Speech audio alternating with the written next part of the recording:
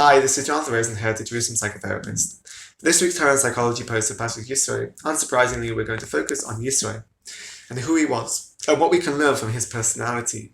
I think I'd like to define who Yitro was, and we could put this into a dialectical perspective, that Yitro was, by the way that he lived his life and the way that he's presented in the Torah, was a dialectical character, and he lived this in a healthy way. And we can say that Yitro, although obviously he has a unique standing, and the Torah says that a parsha was added in the Torah because of him, but we can learn from Yitro, and we can learn from Yitro and the way that he lived his life is something that we can relate to and learn from, and everybody can learn from, because human beings are complex. They're a complex being that if a person looks at life and views themselves in a one-dimensional way, then within that becomes an unhealthy, rigid, inflexible way of looking and viewing and functioning in life. A dialectical perspective, from a therapeutic point of view, is something which is encouraged, that the person is able to embrace, accept, acknowledge, and actually work out how to hold the contradictions in one's life, in terms of their perspectives, in terms of the way that different experiences, in terms of their identity. A person should obviously not try to live within a split identity or a split personality, but by very nature, the fact that human beings are complex, and they have multiple experiences and different ways of understanding and interpreting themselves and their experiences in the world that they live in. So naturally, out of this will develop a dialectical perspective. Sometimes even it seems that the contradictions of having one view and another view at the same time that seem to conflict.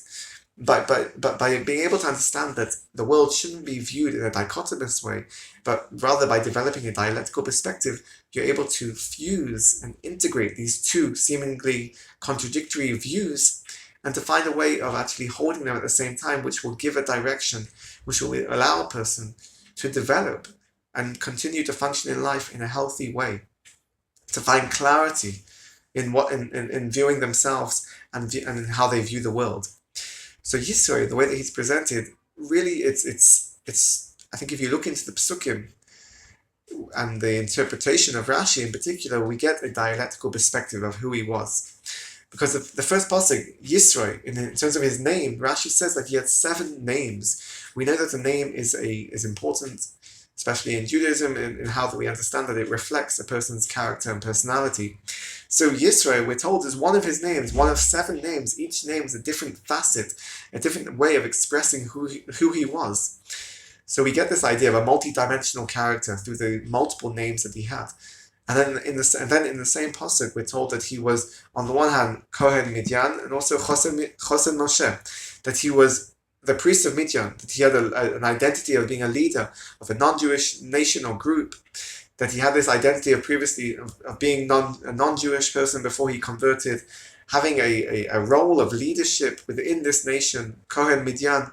But also we're told that he was at the same time the father-in-law of Moshe Rabbeinu, the father-in-law, the leader of the Bnei Yisrael, the Jewish people, and it gives an insight into holding these two identities at the same time.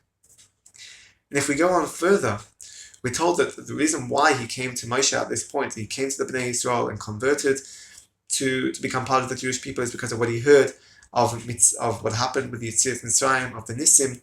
And the pasuk says, "Vayichad Yisro," that Yisro rejoiced.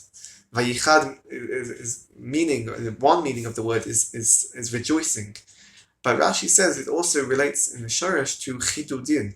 Chidudin meaning prickles, that there's something that thorns and prickles, something that prickled him about. There's something that disturbed him about the Yetziat Mitzrayim. On the one hand, he rejoiced, but on the other hand, as being he was a non-Jewish person before converting, there's a connection with the suffering of the Mitzrayim, of the Egyptian nation. So we're told that this coming to Moshe Rabbeinu was a dialectical experience.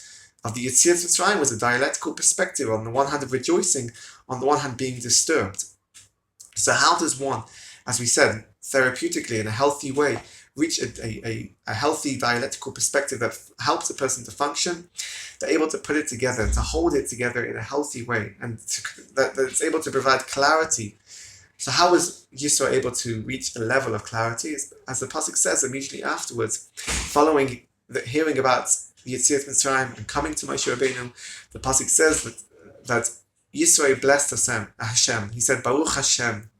And Baruch Hashem is a way for everybody to be able to understand, acknowledge, and accept every aspect of our life. The good and the bad, that you could say, the good and the bad, the positive and the negative, the conflicts and the contrasting views about oneself and experiences, and where there are seemingly whether ostensibly it seems that there could be conflicts and contradictions and confusion. Baruch Hashem, being able to bless Hashem and acknowledge Hashem, is the way of being able to bring it all together in a healthy and dialectical perspective. And that's what Yisro was able to do.